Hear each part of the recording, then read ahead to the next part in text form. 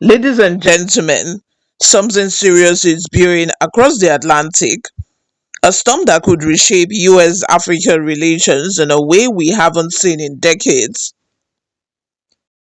US President Donald Trump, yes, that Trump, has turned his eye towards Nigeria, Africa's most populous nation, and this time it's not about trade or diplomacy.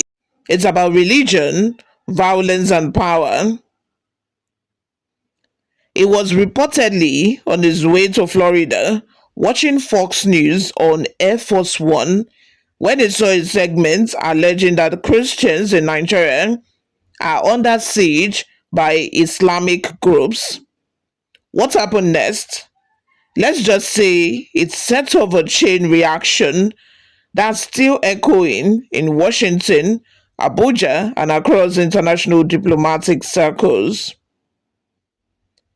Before we delve deep, if you love this in depth, fearless global political analysis, make sure to hit that like button, subscribe, and turn on the post notification bell.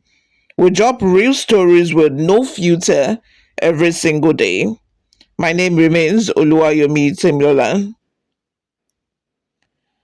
So here is what went down. According to CNN, Trump was immediately angered by that Fox News report. He demanded a full readout, and before his jet even cooled on the runway in Florida, he took to Truth Social to post, and I quote, Christianity is facing an existential threat in Nigeria. Thousands of Christians are being killed. Radical Islamists are responsible for this mass slaughter.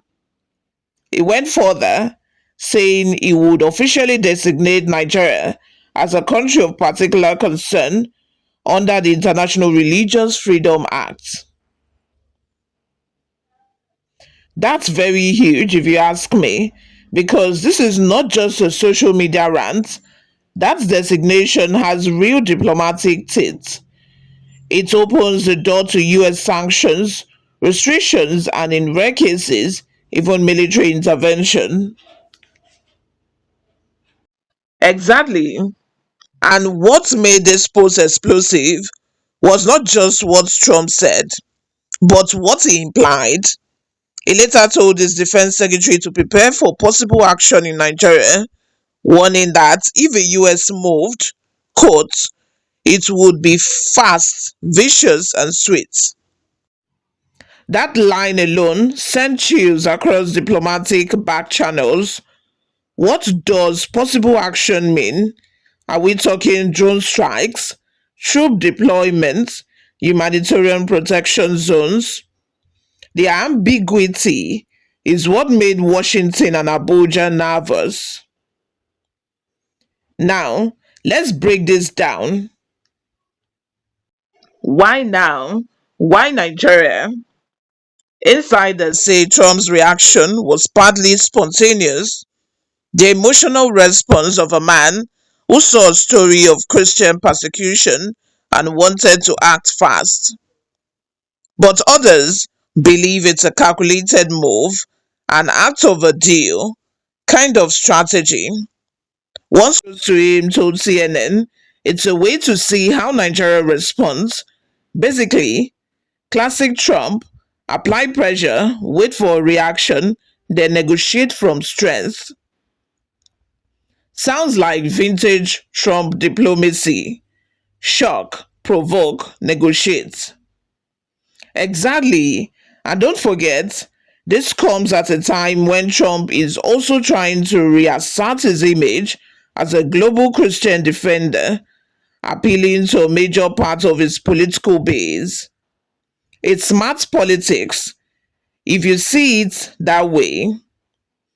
On the flip side, though, critics say this approach could dangerously oversimplify a deeply complex issue. Nigerians' violence isn't just about religion, it's layered with politics, poverty, ethnicity, and competition for land and resources. Yeah, turning that into a Christians versus Muslim headline risks making the situation worse. And that's why many Nigerian analysts and even some within US State Department circles are trading and treading carefully. If you're still with us, please drop a comment. Do you think Trump's reaction is justified or reckless? Let's get this conversation going. Now, let's take a moment to understand the context. Nigeria has, for years, faced deadly attacks from groups like Boko Haram and ISWAP, organizations that have targeted both Christians and Muslims alike. Entire villages have been razed, churches burned, but also mosques have been bombed. Still, the perception, particularly in the West, is often one dimensional. Christians under attack by Islamists. And that's the narrative Trump amplified. But local experts argue that the real enemy isn't Islam, it's extremism, poor governance, and state failure. Religious labels are just tools extremists uses. This is so spot on. So when a US president threatens to go gun ablazing to protect Christians, it stirs emotion but also deepens divisions in a fragile country. Here is where it gets even more interesting.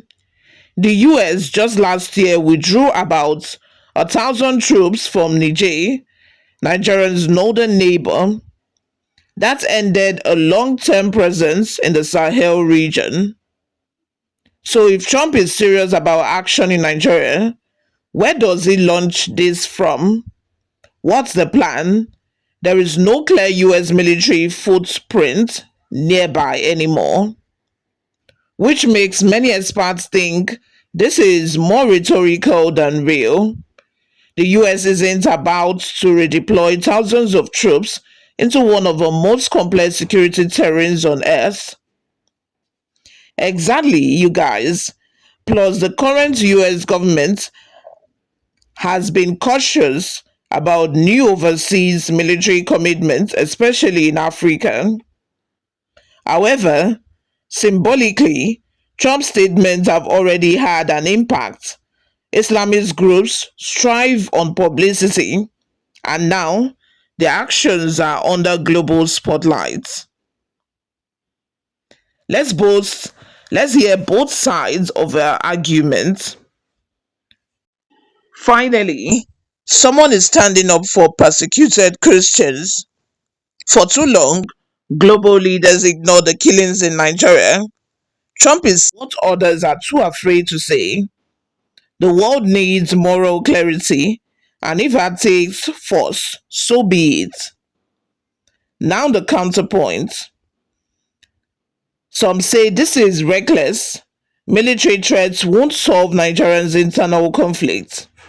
It could destabilize an entire region, inflame religious tensions, and put innocent lives in greater danger.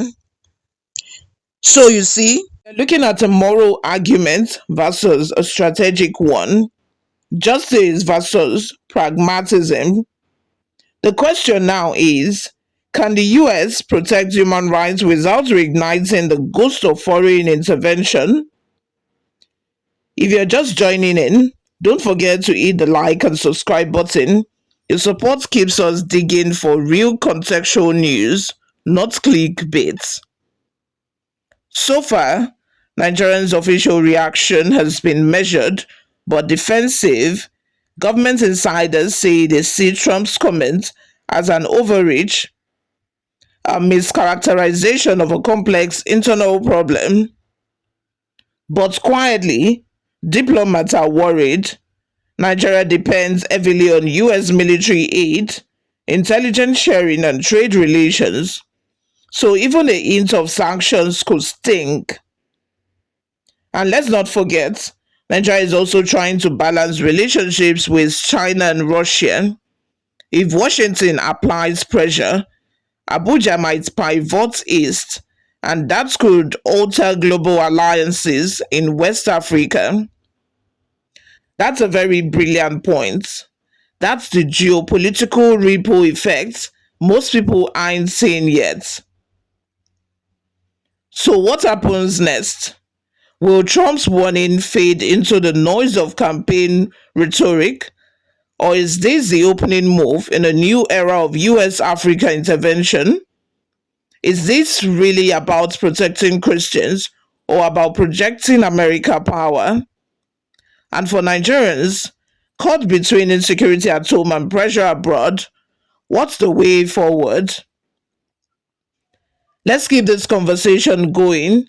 Do you think Trump's gun blazing threat was a righteous stand or a reckless gamble? Drop your thoughts in the comments. We read every single one of them. And if you value honest, fearless global analysis, hit that subscribe button, ring the bell, turn on the post notification bell. We'll be back next time breaking down how this US Nigeria tension could shape Africa's security landscape for years to come. This is Newsroom Nigeria, and my name remains Oluwayomi Timlola. Please stay curious, stay alert, and I will see you all in my next video. Bye for now.